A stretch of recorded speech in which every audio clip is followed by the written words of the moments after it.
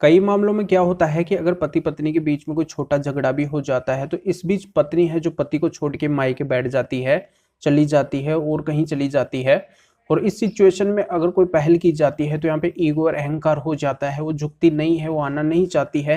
यहाँ पे पति कोशिश भी करता है। ऐसे बहुत सारे प्रैक्टिकली मामले आजकल देखने को मिल रहे हैं और सामने से क्या होता है, पत्नी के द्वारा कई बार तो झूठे केस भी कर दिए जाते हैं।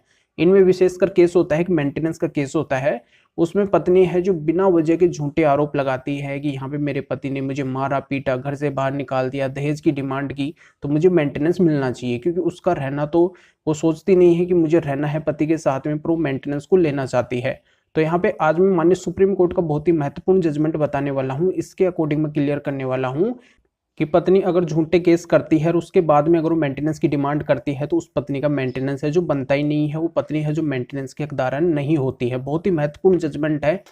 इसके लिए आपको अंत तक पूरा वीडियो देखना होगा, तभी पूरी जानकारी समझ में आएगी। पहले इस वीडियो को लाइक कर दीजिए। वीडियो को देखने के बाद में आपको शेयर भी करना है। आपके इस चैनल को सब्सक्राइब नहीं किया है तो सब्सक्राइब करके बेल आइकन को भी दबा दीजिए। तो चलिए शुरू करते हैं।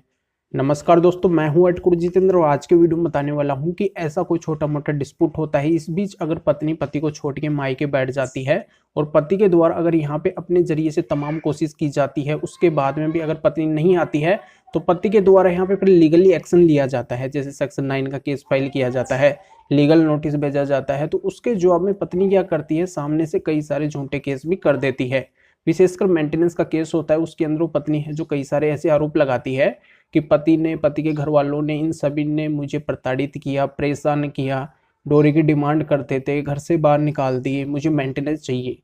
तो यहाँ पे पत्नी वो आरोप तो लगा देती है उस मेंटेनेंस केस के अंदर, पर यहाँ पे वो उन आरोपों को साबित नहीं कर पाती है। इन्हीं पत्नी के बेबुनियाद आरोपों पे माननीय सुप्रीम कोर्ट ने क्लियर किया है कि अगर पत्नी जो भी आरोप मेंटेनेंस में लगा रही है, मेंटेनेंस को लेने के लिए लगा रही है, और यहाँ पे उन आरोपों को अगर पत्नी साबित ही नहीं कर पा रही है, बेबुनियाद आरोप है, किसी भी तरह की पत्नी के पास में एविडेंस नहीं है, विटनेस नहीं है, और यहाँ पे पूरी तरह से निराधार वो केस है, तो यहाँ पे वो पत्नी है जो मेंटेनेंस की हकदारन नहीं होती है।